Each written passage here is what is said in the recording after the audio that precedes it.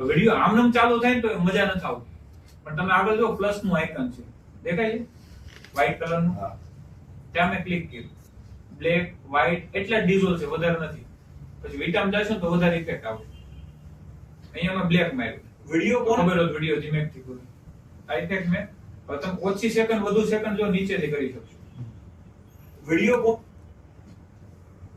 By default મારે જેટલી આવડે એટલી હું લેવા દઉં છું. અહીંથી છું વિડિયો કોને બનાવાય અને કોને નો ઇફેક્ટ વાળો. પહેલા તો લોકોને એવું માનવું છે કે મેં પહેલાને જોઈજો કે ભાઈ આ ફ્રેમ છે, મારે ફ્રેમમાં આમ તેમ કરવું છે કાંઈ, તો સૌથી પહેલું કામ છે ને વિડિયો ઝૂમ કરવો હોય ને તો ઝૂમ કરવાનું.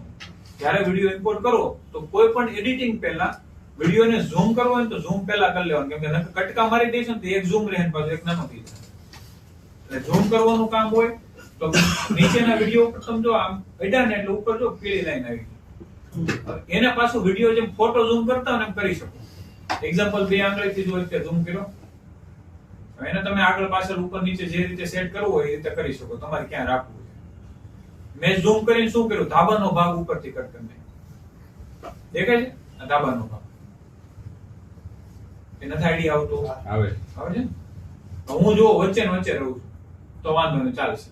હું આમથી આમ ભાગતો હોઈશું તો મારા વિડીયોમાં કટ લગાવીને એડજસ્ટ કરવો પડશે.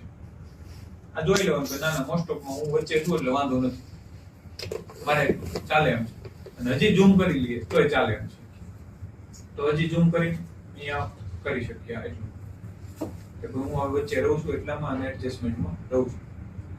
આ ફ્રેમ સેટ નો અત્યારે કેટલું ઝૂમ છું કરેલું હોય છે તો ઝૂમ થશે આઉટથી, પણ હવે પાયાથી શૂટ કર્યું હોય છે તો હજી સીધે શું ઝૂમ હજી અડધું હોય જેટલું કરવું એટલું.